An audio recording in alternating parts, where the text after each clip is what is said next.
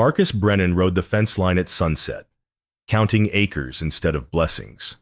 7 properties now, stretching toward the horizon in every direction, thousands of acres bearing his name. Yet somehow, looking across the golden autumn grassland, all he felt was hollow. The broken gate came into view first. He'd noticed it 2 weeks ago. Meant to fix it. Never found time. Beyond it, cattle had wandered into the wrong pasture. Mixing his breeding stock with market steers, Marcus pulled his hat lower and kept riding. Too many problems. Not enough hours. Never enough hours. His foreman, Tom Hastings, waited by the south barn with ledgers under his arm. The man's weathered face told the story before he spoke. We lost another 3 calves this week. Boss, nobody spotted them in time. Scattered as we are. Marcus dismounted. Boots hitting dust. Which property? The Anderson place. And the fence is down again on the Mitchell spread. And, Tom hesitated. Mr. Brennan, we're spread too thin. 7 ranches is too many for the crew we got. Things are falling through the cracks. Then hire more hands. Can't afford more hands, not with the margins we're running. Tom opened the ledger. Numbers don't lie. We're barely breaking even across all 7 properties combined. Marcus took the book, scanned the figures. His chest tightened. 7 ranches, thousands of acres, barely breaking even. He closed the ledger and handed it back. More land means more security. Tom, my father lost everything on 40 acres. I won't make that mistake. Your father knew every inch of his 40 acres, boss. Do you know every inch of these thousands? The question stung. Marcus swung back into the saddle without answering. He rode home as twilight deepened to dusk. His grand ranch house rising from the prairie like a monument to ambition inside. It would be cold. Always cold, despite the size. He ate most meals alone at a table built for 12. The route home took him past Helen Farrow's property. Just 40 acres. Inherited when her husband died 3 years back. Marcus had offered to buy it twice.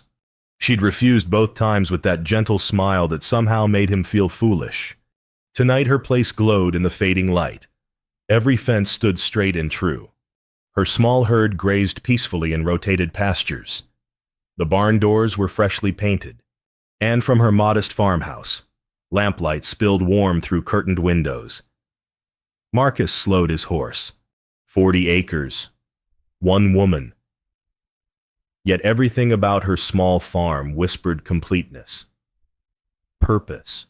Something he couldn't name but felt the absence of. He watched that warm light for a long moment. Then he turned away, riding into the darkness of his vast, scattered empire. The cold house waited. The empty table. The ledgers full of properties he couldn't properly tend. Behind him, Helen's lamp continued glowing, small, steady, tended with care. Marcus rode faster, as if he could outrun the comparison. The autumn sun slanted through the mercantile windows, lighting dust motes above bins of seed and grain. Marcus stood at the counter with his list, ordering supplies for 7 different properties. Fence posts for the Mitchell place, hay for the Anderson spread, medicine for cattle at the Riverside Ranch. His mind juggled locations, needs, priorities that shifted like sand. That's quite an order, Mr. Brennan, the clerk said, tallying figures. Running 7 operations takes planning. Marcus heard the defensiveness in his own voice. The bell above the door chimed. Helen Farrow entered carrying a small basket, her dress simple but clean, her gray hair pulled back neat.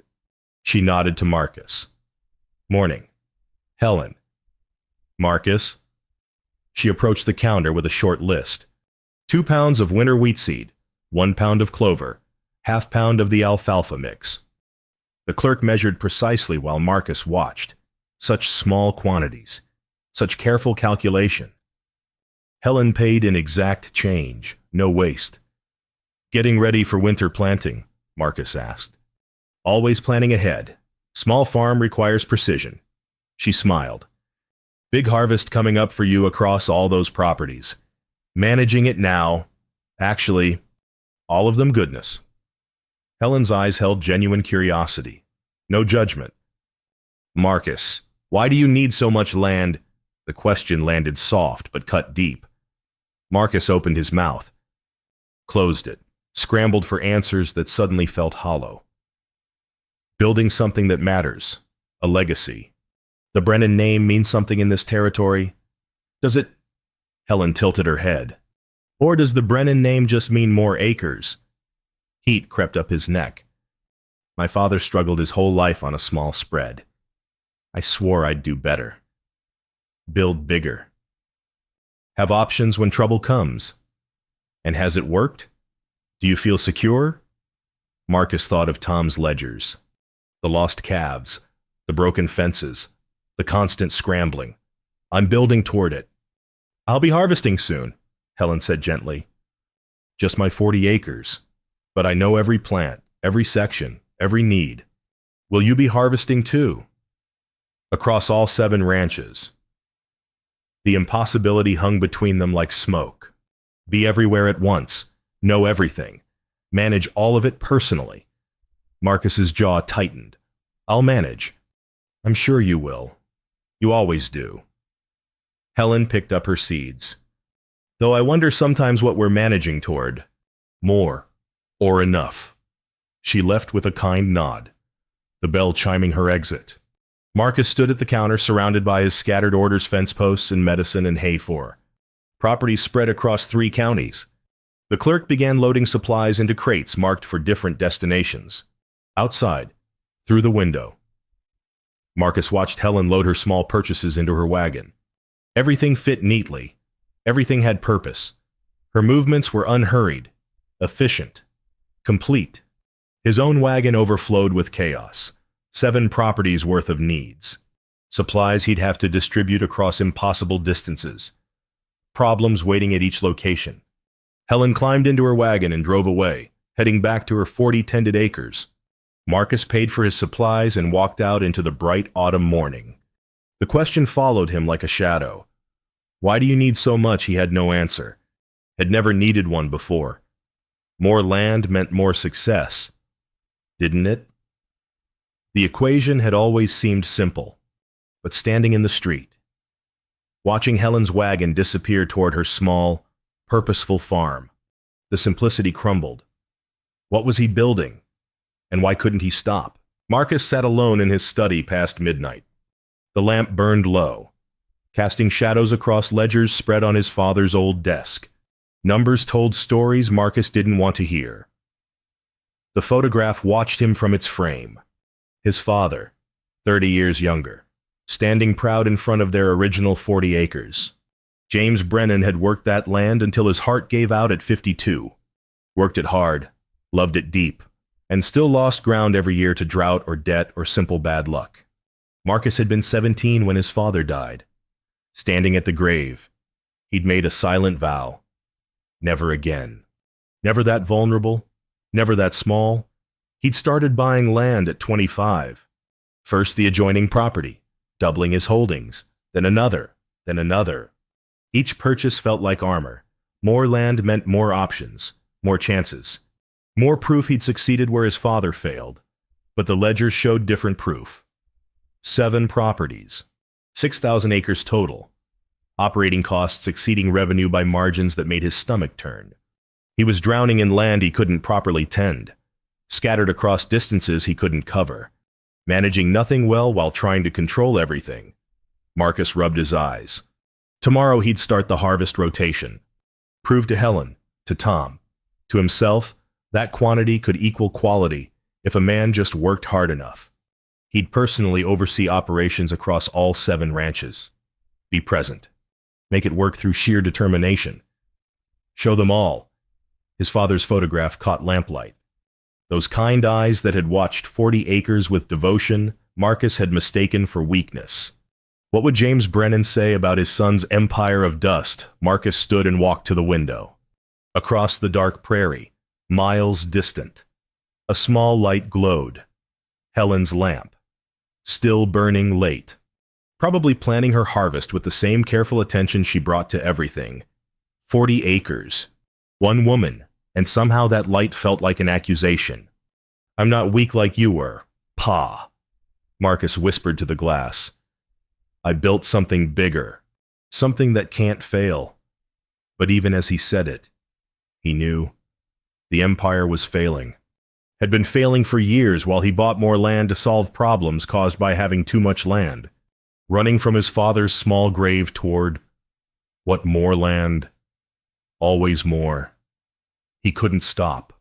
Didn't know how to stop. The hunger had no name, no end, no satisfaction. Just the constant need for more. Marcus returned to his desk and made a list.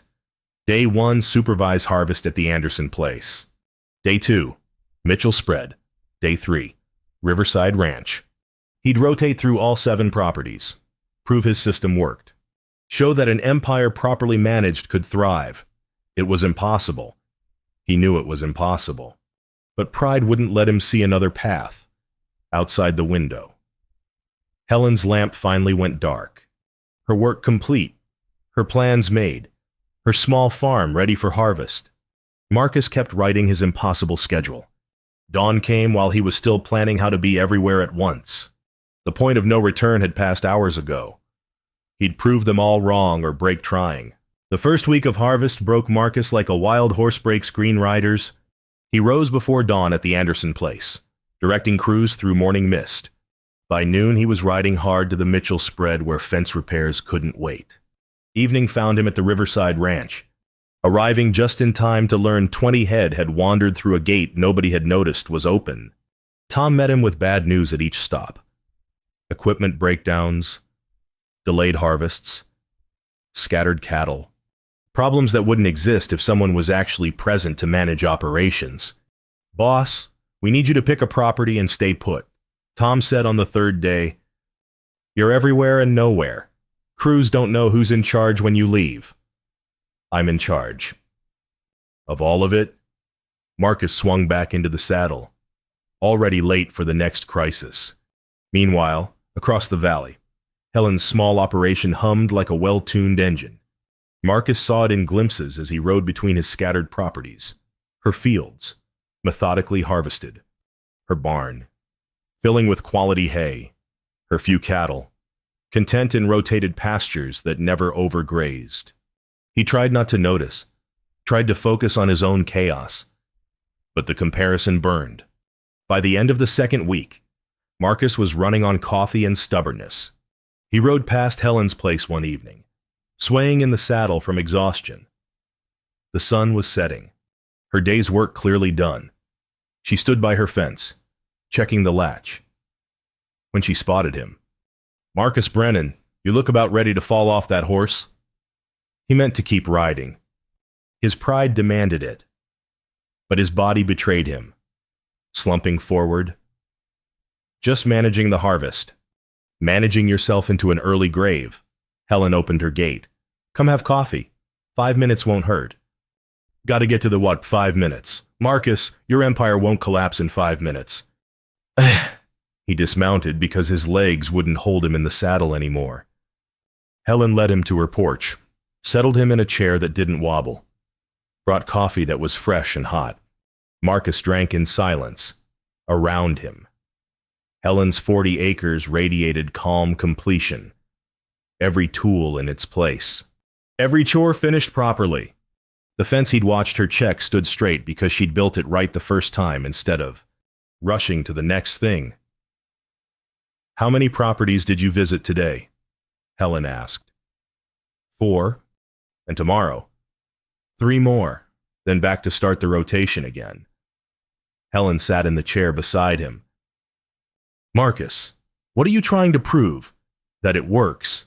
That more land properly managed can—" He stopped. Even saying it aloud sounded hollow. "You can't properly manage what you can't be present for." Helen's voice held no accusation, just truth. "I know every inch of my 40 acres. Know which section floods in spring rains, where the soil runs thin, which pasture gets afternoon shade. I know because I'm here, every day, Tending what I have. Marcus stared into his coffee. My father knew his land like that. He still lost. Did he live well on what he had until his time came?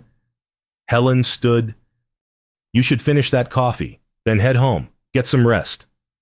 Marcus did ride home, but he thought about her words all the way. His father's land. Small but known. Tended with love even when profits ran thin. James Brennan had died tired but not empty, not scattered, not lost. Marcus reached his cold house and collapsed into bed without eating. Tomorrow he'd start the rotation again. Keep trying to be everywhere. Keep proving nothing to nobody. But for 5 minutes on Helen's porch, he'd felt something different. Rest. Peace. The quiet satisfaction of work completed instead of work endlessly scattered. He fell asleep thinking about that feeling, and woke before dawn chasing it across 6,000 acres he'd never know the way his father knew 40. The visits to Helen's porch became habit. Not every day, but most. Marcus told himself it was practical her farm was on his route between properties, but the truth sat deeper. 5 minutes in her presence restored something the endless riding depleted. She never preached, never criticized his approach directly. Instead, Helen simply showed him her way through small demonstrations. Walk with me, she said one afternoon when he arrived wind-blown and frustrated. I want to check the south field. Marcus followed her across land he'd ridden past 100 times but never really seen. Helen moved slowly, purposefully. She stopped to examine soil, crumbling it between her fingers. This section gets morning sun first. Warms faster in spring, which means I plant it 2 weeks before the north field. She moved to the fence line. See how the ground slopes here, rainfall runs toward the creek, so I don't irrigate this section. Save the water for higher ground. Marcus listened. When had he last examined his own soil? When had he noticed which fields got morning sun? He couldn't. Remember, he rode past problems without seeing them, always racing toward the next crisis. Helen continued walking, pointing out subtle variations in her land, the rock outcropping that blocked wind, the old oak that marked where groundwater ran close to the surface, the curve of the creek that prevented erosion. 40 acres is enough to know intimately, she said. More than that, and I'd lose the details. Start seeing land instead of this specific land. They reached her garden. Vegetables grew in neat rows, each plant healthy and purposeful. Helen knelt to pull a single weed. I almost expanded after my husband died, she said quietly. Almost bought the adjoining property. Thought more land would ease the loneliness, give me bigger purpose. Why didn't you? Because I realized I'd lose what made this place mine. The knowing, the tending, the love. Helen stood, brushed soil from her hands. More acres would mean less attention to each acre. I'd become a manager instead of a caretaker, and the land would feel it. Marcus looked across her 40 acres, every fence, every field, every tree. She knew them, tended them, loved them. Her small farm was whole in a way his vast holdings could never be. My father died on 40 acres, Marcus said. Worked himself to death and barely scraped by. Was he unhappy? The question caught Marcus off guard. He thought back. His father. Singing while mending fence. His father. Teaching Marcus to read the weather. His father. Standing in spring rain with arms spread. Thanking God for the moisture. No, Marcus admitted. He wasn't unhappy, but he struggled. Never had enough. Never got ahead. Enough for what? Ahead of what? Helen met his eyes. Marcus, your father had land he loved, work that mattered, a son he was proud of. Sounds like enough to me. They walked back to her house in silence. Marcus thought about his father's smile. The way James Brennan had known every cow by temperament, every fence post by how many winters it had weathered, the satisfaction in his father's voice when he'd say, "Good day's work." When had Marcus last felt satisfied by a day's work years ago? Maybe before the fourth property. Before managing became scrambling, before more became the only measure of success. I don't know how to stop wanting more, Marcus confessed. The words surprised him. Helen poured fresh coffee. Maybe start by learning to see what you have. Really see it. Know it. Tend it properly. She didn't push. Didn't demand he change. Just offered another way of measuring wealth. Marcus sat on her porch until sunset, watching her 40 acres settle into evening peace. Then he rode home to his scattered empire, carrying the question she'd planted.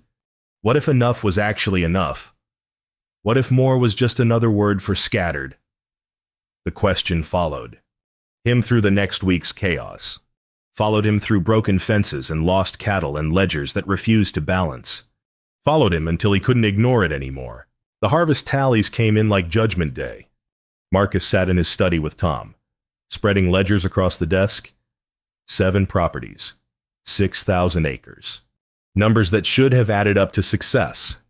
Instead, they told the truth he'd been avoiding. Anderson Place yielded below average, Tom said, pointing to figures. Waited too long to harvest the north section. Lost quality to weather. Mitchell's spread did better, but we missed 20 acres entirely. Didn't have hands to cover it all. Riverside Ranch. Tom hesitated.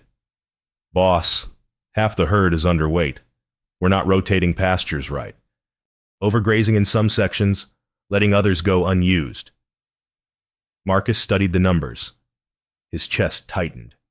Total yield across all properties. Tom handed him the final sheet. Marcus scanned it once, twice.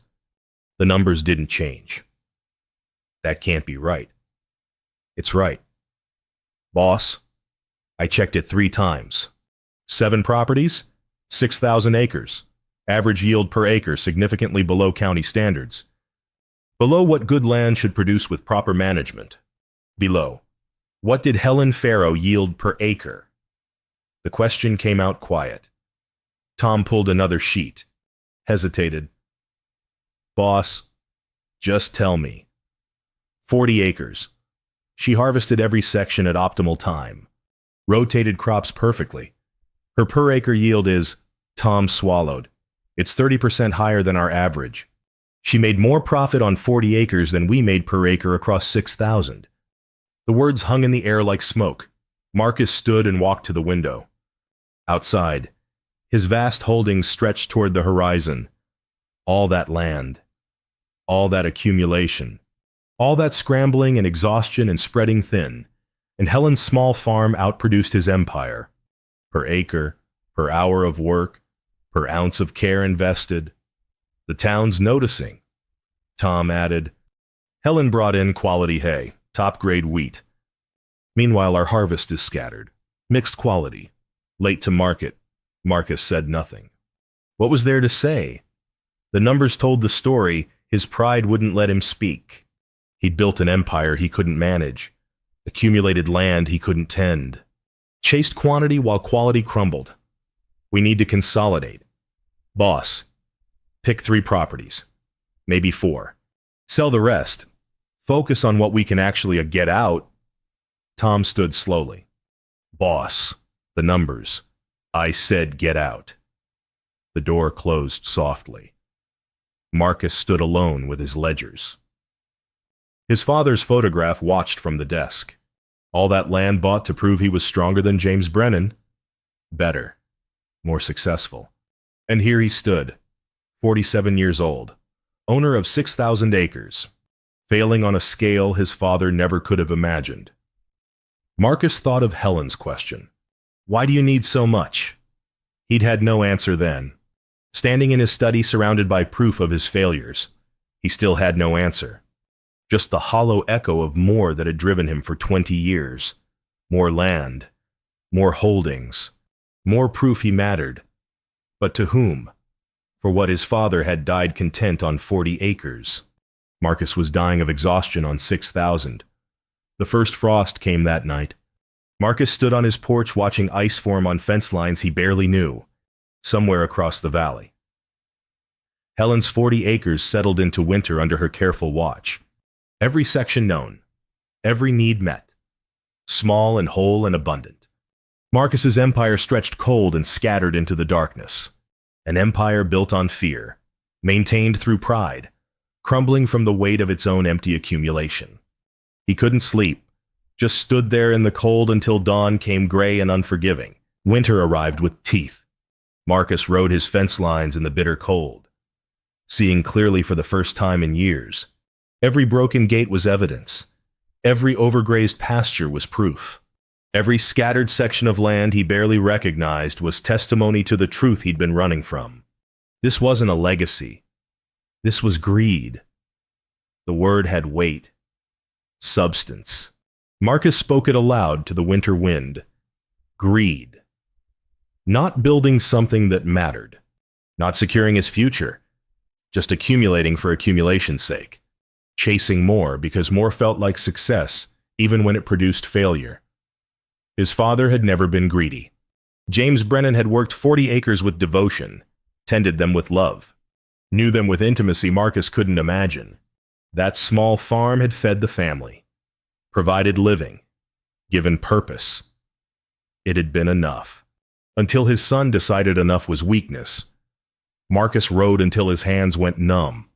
6,000 acres of land he didn't know, cattle he couldn't name, fences he'd never built, fields he'd never walked. He'd bought land to own it, not to tend it. Collected acres like other men collected coins, measuring worth by quantity while quality starved. The hunger that had driven him had no bottom, would never be satisfied. 10,000 acres wouldn't be enough. 20,000 wouldn't be enough. More would always whisper there was still more to want. And meanwhile, Helen tended her 40 acres with care that produced abundance. Lived on land she loved instead of land she merely owned. Found satisfaction in enough. Marcus turned his horse toward her farm as darkness fell. His pride lay somewhere behind him, frozen in the winter fields he couldn't tend. All that remained was honesty. Helen answered his knock, saw his face, and ushered him to her kitchen without questions. The warmth inside felt like grace. Marcus sat at her table. Steam rose from the coffee she poured. He held the cup but couldn't drink. "I failed," he said finally. "The harvest numbers prove it. Your 40 acres outproduced my 6,000 per acre. You made more profit on land. You can walk in an afternoon than I made per acre. Across holdings I need 3. Days to cross." Helen sat across from him. Waited. "I thought more land meant more security. Thought quantity would eventually equal quality. Thought," his voice cracked, "I thought I was building something better than what my father had. Turns out I just built something bigger. But bigger isn't better. It's just more. And more is killing me. What are you going to do?" Helen's voice held no judgment. "I don't know." Marcus met her eyes. "I don't know how to stop wanting more. Don't know how to recognize enough. I've spent 20 years running from my father's small grave, and I've lost myself somewhere in all this land I don't even know." Helen reached across the table. Her hand, weathered from honest work, covered his. "Marcus, your father wasn't weak. He was wise. He understood something you've forgotten. Land isn't wealth. Love is wealth. Attention is wealth. Knowing what you tend, tending it well. Finding satisfaction in enough that's wealth. I don't know if I can change." "Can't stop wanting more," Helen said gently. "Or won't learn to want what you have." The distinction hit like winter wind. Marcus had never tried. Just kept accumulating. Kept running. Kept proving nothing to nobody. "Start small," Helen said. "What if you sold the land you can't tend, kept what you can actually know, actually manage, actually love?" That would mean admitting failure. That would mean admitting humanity. We all have limits. Marcus. The difference between wisdom and foolishness is whether we acknowledge them. Marcus sat in her warm kitchen, letting truth settle in his bones. He could sell the scattered properties. Keep maybe 2,000 acres still larger than Helen's farm. but small enough to know to tend properly, to work with devotion instead of desperation. The idea felt like breathing after drowning. Teach me, he said quietly. Teach me to be satisfied. Teach me enough. Helen smiled. I can't teach you satisfaction, Marcus, but I can show you what it looks like, and you can practice until you find it. He left her house late that night with something he hadn't felt in years. Not triumph, not accomplishment, just a small seed of hope that maybe, finally, he'd found the beginning of enough. Winter became Marcus's teacher. He started small, listed properties for sale, kept the original family homestead and one adjoining ranch, 2,000 acres total, still vast, but manageable. Land he could actually walk. No, tend. The sales took months. Each property sold felt like shedding armor he'd worn so long he'd forgotten it was heavy.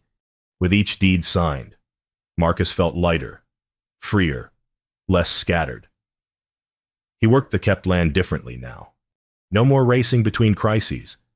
Instead, he walked his fence lines slowly, examined soil, studied drainage patterns, learned which sections needed what, built relationships with individual cattle instead of managing herds like assets. Tom watched the transformation with quiet approval. Boss, you seem different. I'm actually here now, Marcus said, instead of everywhere and nowhere. He visited Helen's farm twice weekly. She showed him crop rotation, taught him about soil health, demonstrated the patience required to let land rest between plantings. Marcus took notes like a student, asked questions like a novice, learned humility through honest work. Spring arrived tentatively. The first green shoots appeared in sections Marcus had learned to know by name. The south pasture with its gentle slope, the creek bottom that flooded in heavy rain, the hilltop that caught evening sun. He knew this land now. Not all of it yet. But he was learning. And the learning brought satisfaction that accumulation never had. One morning in early spring, Marcus rode to Helen's farm with different purpose. She was in her garden, planting seeds with the same careful attention she brought to everything. Helen, I need to ask you something. She looked up, hands dusty with soil. Ask. Teach me to be satisfied. Teach me enough. He'd said it before. But now the words carried different weight. Not just about land, about life. About knowing when to stop wanting more and start loving what I have. Helen stood, brushed dirt from her skirt. Marcus Brennan, I've been teaching you for months. What you're really asking is different. What am I really asking? Whether I'll share enough with you. Whether my enough and your enough might become our enough together. Marcus dismounted, stood before her with hat in hands. Helen Farrow, I've been a fool most of my life. Chased more when I should have tended what I had. Built an empire when I should have built a home. I don't have much to offer, just 2,000 acres I'm learning to love. And a heart that's finally learning to be satisfied. Marcus, let me finish. I know I'm a poor prospect. Reformed fool doesn't make for romantic proposal, but I'm asking anyway. He took a breath. Teach me to be satisfied. Teach me enough. And if you're willing, marry me and show me how to tend life the way you tend land, with love instead of ambition, with care instead of conquest, with enough instead of more. Helen's smile was sunrise. I'd marry a reformed fool gladly. But Marcus, you're not a fool anymore. You're a man who learned to see. That's rare, that's precious, that's enough.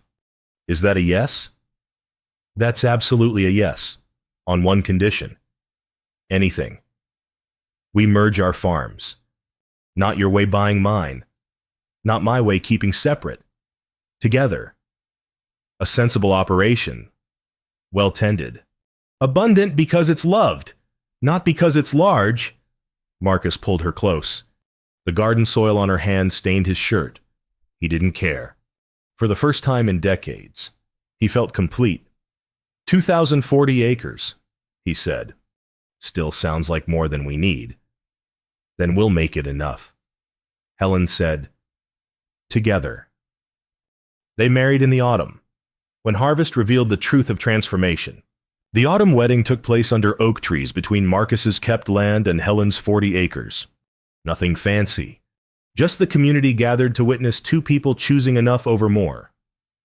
Partnership over pride, satisfaction over endless hunger. Marcus stood beside Helen as the preacher spoke about tending what you're given, about love requiring attention, about the blessing of knowing when you have sufficient.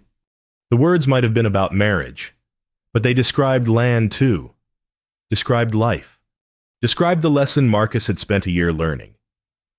They merged farms that autumn, not through acquisition but through careful integration.